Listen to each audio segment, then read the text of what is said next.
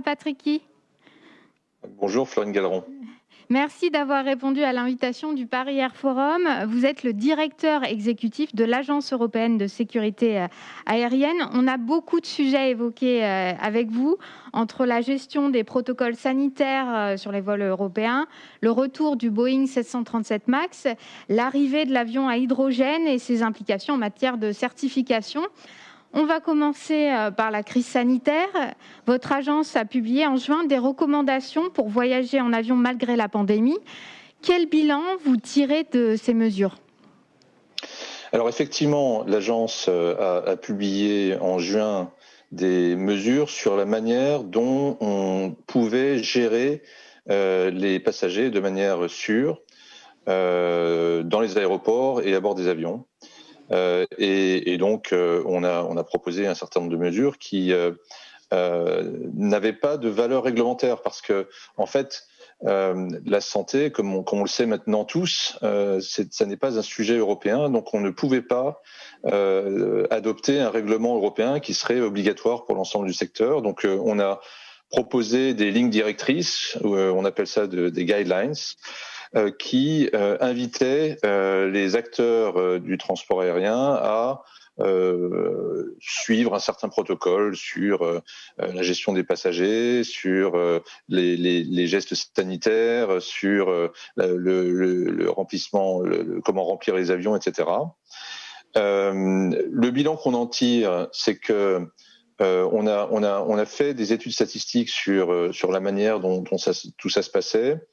Ce que nos statistiques montrent, c'est que primo, les acteurs du transport aérien se sont vraiment pris en main et ont adopté de manière volontariste l'ensemble de ces mesures, alors que peu d'États suivaient ces mesures et puis adoptaient des règlements ou des mesures qui forçaient les acteurs du secteur à le faire nationalement.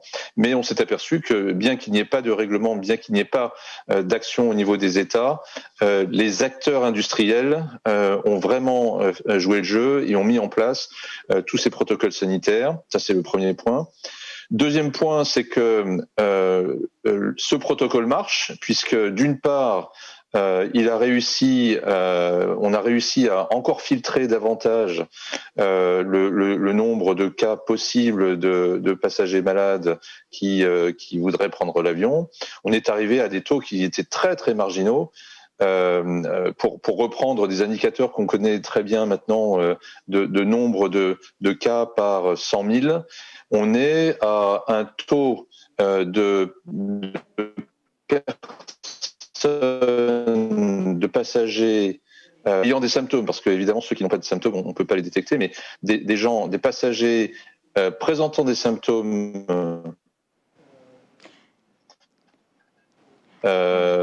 alors juste, on n'a pas entendu le taux de personnes qui avaient des symptômes. Juste, vous pourriez juste répéter.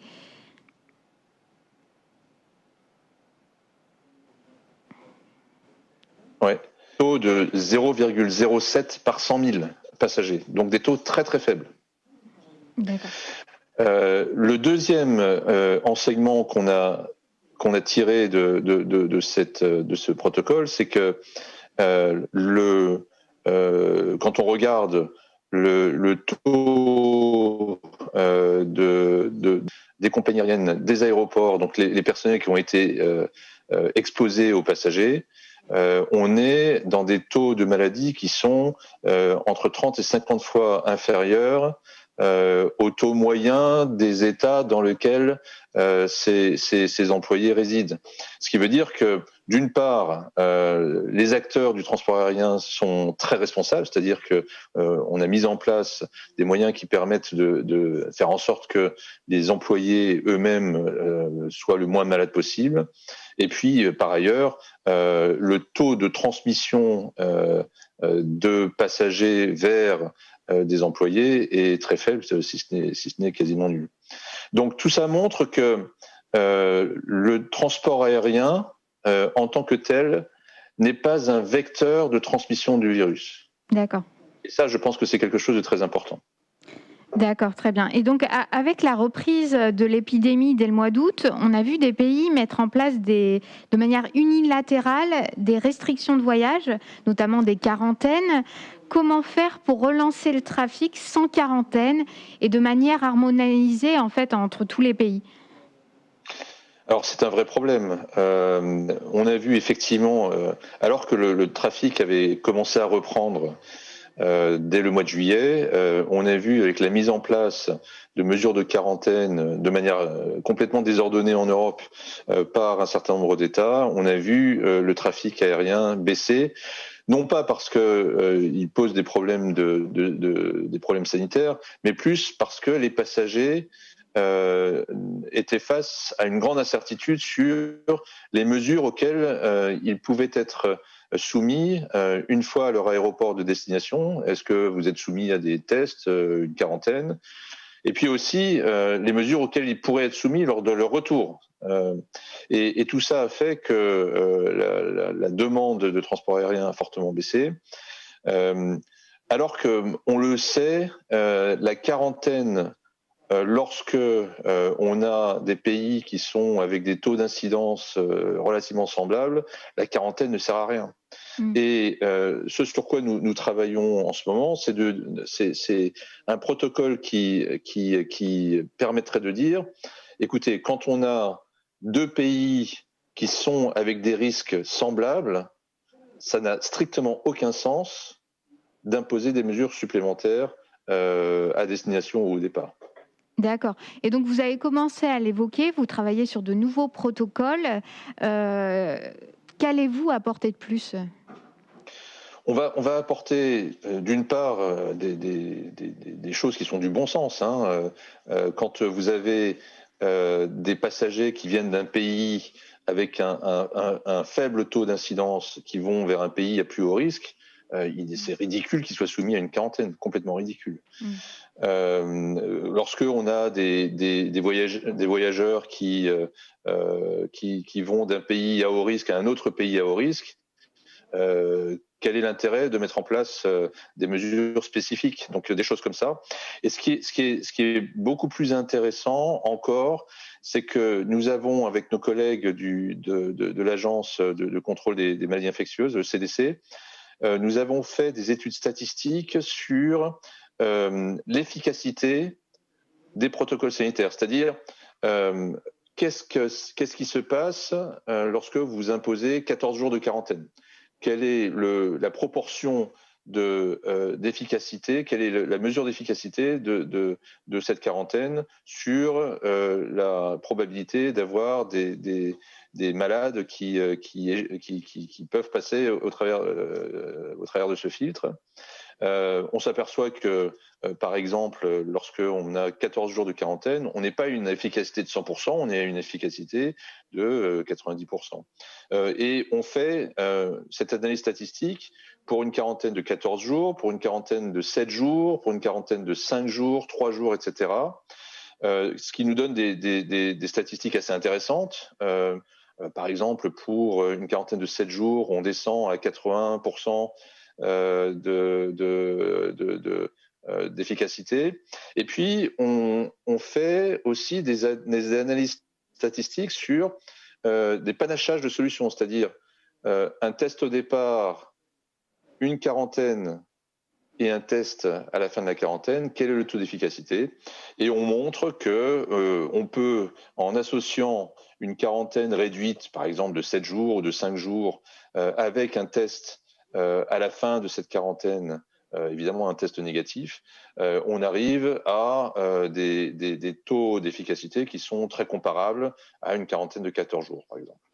Et donc, ce qu'on essaye de proposer, parce qu'on a bien conscience que ce sont des décisions qui sont des décisions nationales prises par les autorités de santé, ce qu'on essaye de proposer, c'est une mesure du risque. Voilà. Si vous mettez en place tel protocole, eh bien, le risque, l'efficacité de cette mesure, elle est de temps.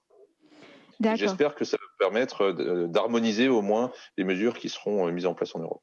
Et est-ce qu'il existe un calendrier, du coup, pour la mise en place de ce nouveau protocole?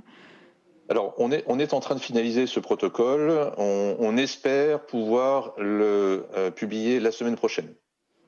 D'accord, ok, très bien. Donc, il y a aussi un concept qui est en train d'émerger, c'est celui de la création d'un passeport sanitaire. Pour résumer, en fait, les passagers, avant de prendre un avion, ils passeraient un test de dépistage et puis le résultat négatif serait inscrit dans un passeport numérique. Est-ce que c'est quelque chose qui pourrait être instauré en Europe bientôt?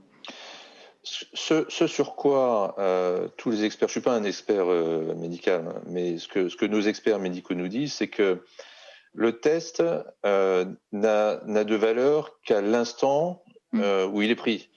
C'est-à-dire que, vous savez, un des problèmes qu'il y a avec cette maladie, c'est qu'elle a une période d'incubation qui est de 5 jours en moyenne. Ce qui veut dire que vous pouvez très bien être porteur de la maladie, mais avoir un test négatif parce que vous êtes encore en période d'incubation. Et donc, un test unique ne suffit pas. Et ça fait partie des choses sur lesquelles on discute avec les autorités de santé. C'est remplacer une quarantaine par uniquement un test, ça n'a pas beaucoup de sens. Remplacer une quarantaine par deux tests, ça a sans doute plus de sens. Donc, évidemment, tout ce qui permet de digitaliser, de rendre ces données de tests disponibles et consultables par ceux qui en ont besoin, est évidemment une bonne approche. Nous travaillons sous mandat de la Commission européenne sur une digitalisation de ce qu'on appelle les passenger locator forms, c'est-à-dire les données qui sont fournies par les passagers sur leur vol, leur place dans le vol, et puis leur adresse lorsqu'ils arrivent à destination. Et on est en train de le digitaliser pour le rendre européen. Ça peut faire partie aussi d'une suite d'applications ou d'outils digitaux qui permettront de mieux tracer les cas positifs et puis de mieux traiter l'épidémie. Donc tout ça va dans un bon sens en tout cas. D'accord. Oui, et puis d'autant plus que l'idée dont je parlais de passeport sanitaire, il y en a une qui est portée par une start-up, je crois, qui est basée à Singapour. Donc ça pose aussi un peu des enjeux si c'est porté par une initiative privée. Voilà, il y a des enjeux éthiques, etc. C'est pour ça qu'il faut faire attention. Nous, dans notre traitement des données passagers, hein, le Passenger Locator Form. Je suis désolé, je connais pas le nom en français. On essaye de ne pas centraliser de manière européenne l'ensemble des données. Donc les données seront stockées au niveau national pour bien respecter toutes les directives, les lois de protection des données. Donc il faut faire très très attention à ce genre de choses, surtout sur des données de santé. D'accord. Et donc, est-ce que certaines des mesures qui sont actuellement en vigueur ont vocation à rester de manière structurelle, même une fois qu'on sera potentiellement tous vaccinés, à l'image de ce qui s'est passé au niveau des mesures de sûreté après le 11 septembre? Je ne pense pas que les mesures, typiquement des tests, des quarantaines, et j'espère pas qu'on va continuer à avoir des quarantaines alors que la pandémie sera jugulée. Ce qui est certain, c'est deux choses. C'est d'une part que les précautions sanitaires seront plus grandes dans le transport aérien, comme dans tous les modes de transport, je pense. Et on va mettre en place certainement au sein des avions, par exemple, il y a un sondage qui a été réalisé par Inmarsat qui montre que les passagers du transport aérien sont très confiants sur la manière dont l'air est traité dans la cabine, sur le fait que ils portent des masques leur permettent d'éviter la contagion à bord. Il y a un point qui est souligné par 80% des réponses à ce sondage, qui est que ces passagers ont plus de doutes sur l'utilisation des toilettes juste quelque chose de tout bête. Ah oui.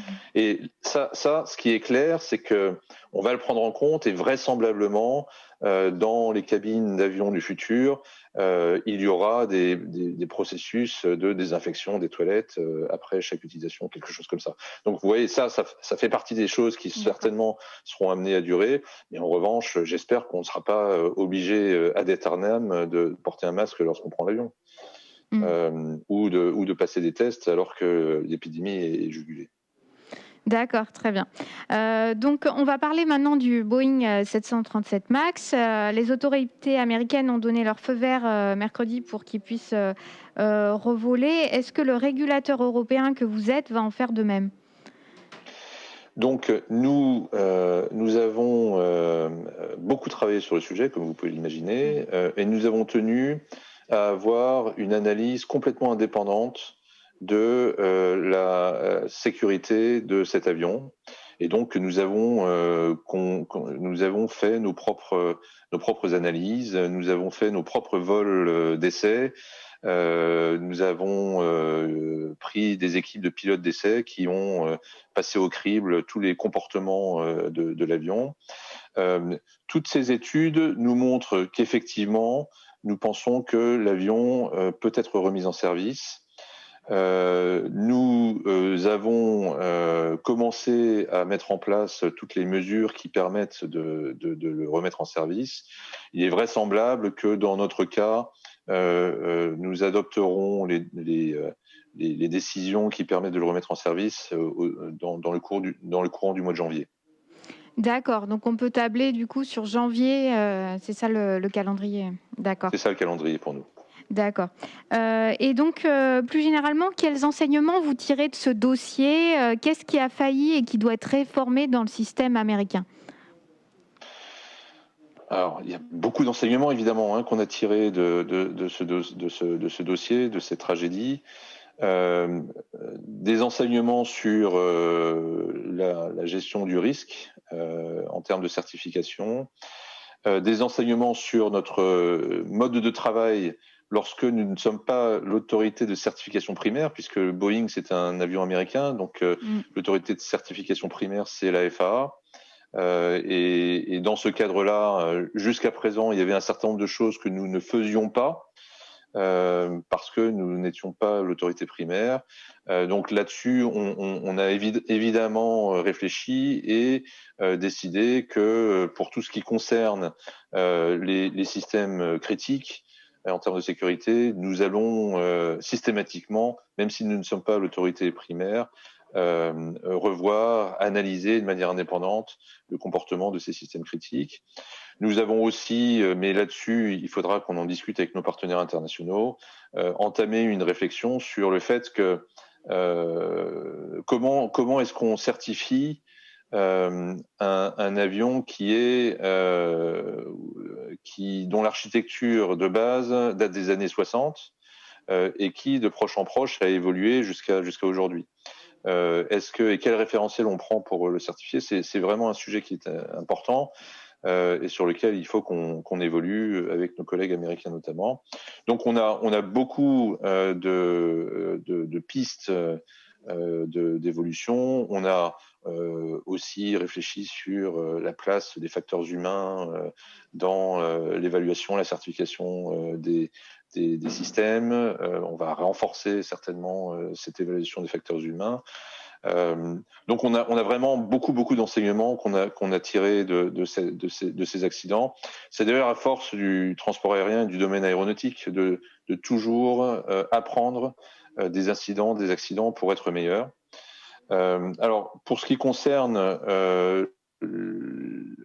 la FAA, il est clair qu'il y a eu un certain nombre de dysfonctionnements dans leurs actions, dans leurs relations avec Boeing.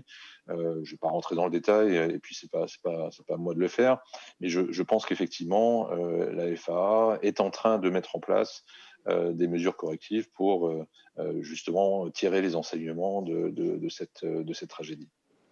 D'accord. Et donc, il y a eu 18 mois de travaux pour arriver à cette recertification. Est-ce qu'aujourd'hui, le MAX est l'avion le plus sûr? Alors, le max, le plus sûr, je ne sais pas. Sûr, certainement.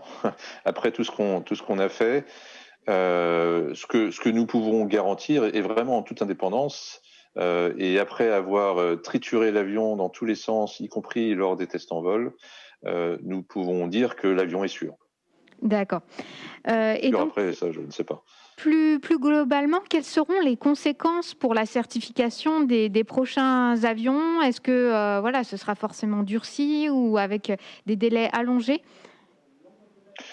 Non, ce sur quoi nous pensons que les choses vont changer, c'est ce que je vous disais tout à l'heure, c'est-à-dire on pense qu'on va certainement anticiper un certain nombre d'évaluations de sécurité des systèmes, d'évaluation facteurs humains.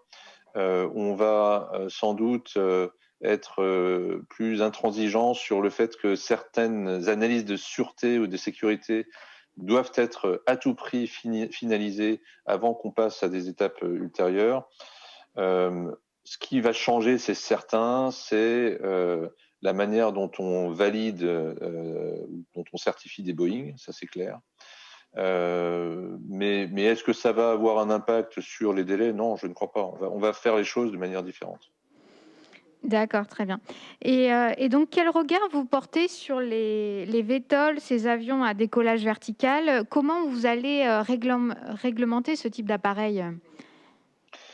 Alors, c'est vraiment un domaine d'innovation, non seulement d'un point de vue technologique, mais au sens large, une innovation des business models.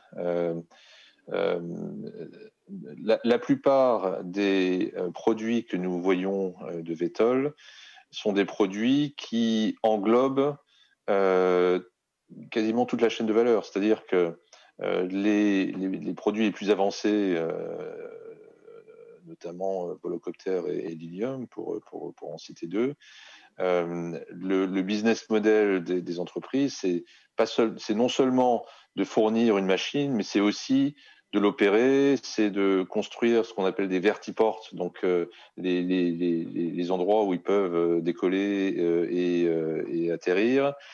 C'est la chaîne de maintenance, c'est tout ça. Et ce qui est très intéressant, c'est que on a une approche qui est complètement nouvelle du business de l'aviation, avec des nouveaux marchés qui sont des marchés de moins de 100 km de déplacement, avec de nouveaux véhicules électriques, peu bruyants, espérons. Donc c'est vraiment un domaine fascinant dans lequel l'industrie se réinvente, et nous aussi nous sommes contraints de nous réinventer parce que évidemment notre modèle réglementaire n'est pas forcément le mieux adapté à ce nouveau type d'utilisateur. D'accord.